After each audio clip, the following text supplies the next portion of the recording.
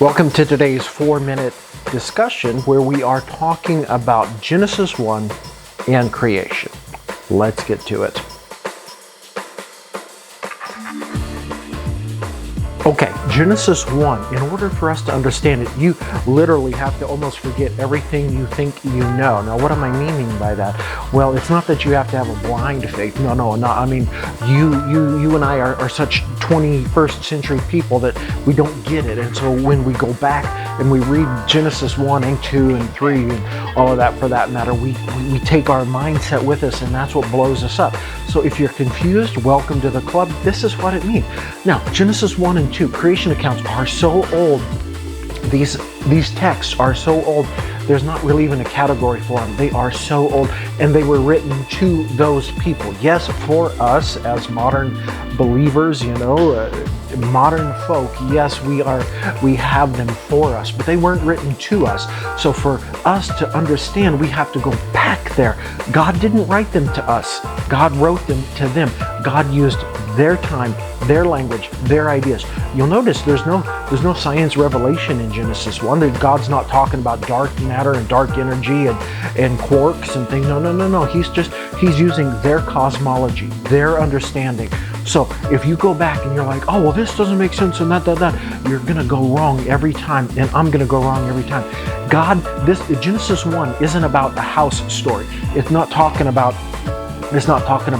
walls and sheetrock and plumbing and electric inside the walls. No, it's talking about how we put up art and we play guitar here. This is our home.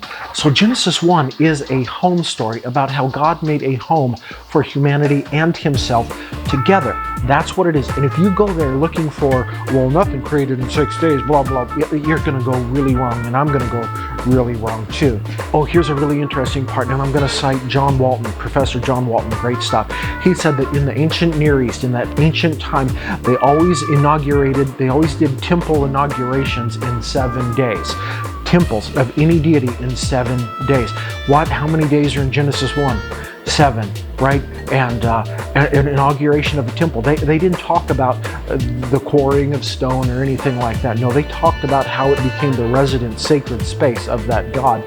That's what I want you to remember about Genesis 1. It's about meaning, about how all of this is a home for us and for God. 7 days. 7 days of ordering, okay? Not creating out of nothing. That's scientific materialism like you and I have. No, God was ordering, and that's what it means to create. So God was ordering. He was making time on day 1, day and night. He was making time. He wasn't creating the sun. He was making time, okay? He was giving order. And to an ancient Israelite, that's what it means. That's what it means.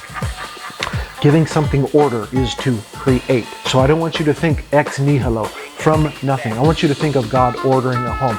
So now the first 6 days, we have God creating sacred space and ordering it.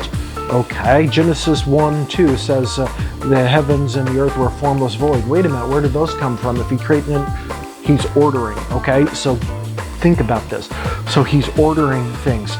And then, what's the last thing that God puts in the creation? You and me, humanity, men and women in God's own image. What's the last thing they would put in a temple? A statue of the God, and say that was the living presence of the God.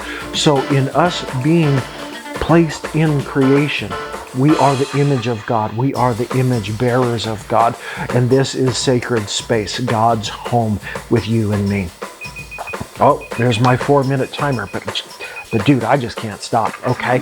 So God makes this.